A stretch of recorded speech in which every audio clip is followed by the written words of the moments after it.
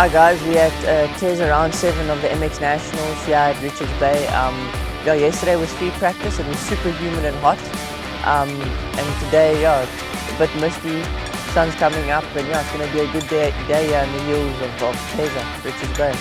Getting ready to check out things in the high school gate. The conditions at Teza are going to be the biggest challenge, as well as the massive competition. Super hot and sticky conditions. Heat number 1 of the MX high school gate, and everyone's going to be keeping an eye and see who is going to get the numbers. Duro, that's Tristan Duro, has been in great form of late, but it is all eyes on Cox in the championship. First gate drop, and it was Frosty that got the big hook and got the hammer down nicely. Himself and Tristan Duro would be inside and outside, going out of the gate and dropping the hammer out into the incredibly well-prepped track out here at Richards Bay. Duro was on an absolute different level as the third place battle became. Henley and Cox, as well as Frosty, dropping back early on after a early lap mistake, allowed all of the pressure to get lifted off of Duro, leaving all the rest of the riders to do the chase down. Frosty got himself caught in the big battle between Henley and Cox, and then the chasers were Rocha, Johnson, Martin and Visa. All the while though, out front, it was Cox who started to close things down on the early race leader, meaning this was going to be a 2-horse race out front. Cox though would make the pass and go on to take heat number 1 win, cementing his name as the dude to beat still on the high school gates. Himself and Duro banging come the end of heat number 1. Heat number 2 was going to decide the overall for the day.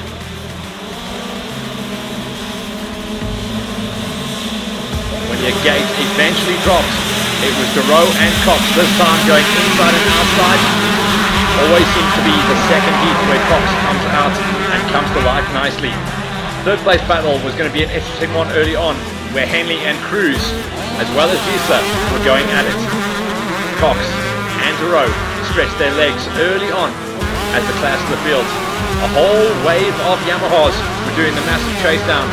Henley was looking on point out here at the Richards Bay track.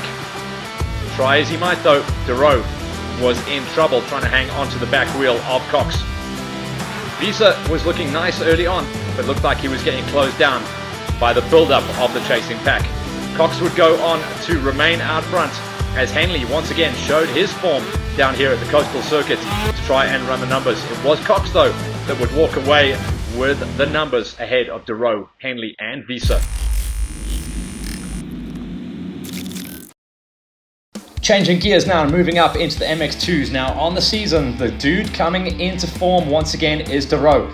But the unknown factor was international travel and extreme jet lag straight into the hot, humid and sticky conditions of Teza down in Richards Bay. Grundy was always going to be a massive one to watch out for. He hammered the nail once again on the factory KTM, but he sent himself wide and allowed Duro, the big number 1 plate, to slide on through. And that was going to be how it started and probably how it was going to end as well. To give Duro at this stage of the season an inch, he's going to take a mile. He ran off front into clear sticky air and was gone, leaving Grundy, Proctor, Van Beek and Cox to pick up the pieces and decide who was going to get the job done. Marriott, who's also one of those great whole shot starters, he was running early on in third place, but Proctor closed him down pretty quickly. Interesting situation where we also saw Cardi. He couldn't get the gate that he wanted to himself. Cox and Van Beek were going to do the comeback rides to try and understand who was going to pick up the rest of the placings. Proctor came on strong, got the pass done on Grundy, and also Van Beek started to close down on Grundy. Grundy just fell to pieces in the later laps of heat number 1, and Van Beek was stoked to take his highest finish of the season so far with a 3 spot. Duro and Proctor went 1 and 2. Heat number 2 on the gate drop was going to be a wild one as well, because this time around all eyes would be on the number 1 plate. He didn't get the gate he wanted to. Van Beek very nearly got the magical number 1. Marriott was up there as well, but it was Cox on the 37 who hammered the nail and would see clear air early on. But the chasing pack were going to come on strong. This was going to be a wild ride because Cam Duro, Proctor and a whole bunch of fast dudes could not get the gate that they wanted to. So they'd be plowing their way through the field and slicing their way through to try and get up the road and into the battles couple of 1s, 2s and 3s because they were chasing not only overalls on the day but also big numbers in the championship. Duro was super aggressive early on to get himself back up to where he needed to be. Trey Cox got closed down relatively early, and all of a sudden Duro was able to see clear air once again, and he hammered the nail after that. Cox was in trouble as he started to fade backwards after the halfway knuckle of the race, and that would see Proctor and Van Beek start to come through and challenge their way to get some good overalls on the page. All the while though, Duro was absolutely gone, putting on a masterclass. If you want to talk about a bogey event, it was Grundy that had a rough, tough day at the office here, dropping down and losing a ton of points in the championship challenge, but Duro was absolutely pinpoint perfect. He went 1-1 ahead of Proctor and Van Beek. We chatted to Duro after the race. How was that, my bro? Pretty good.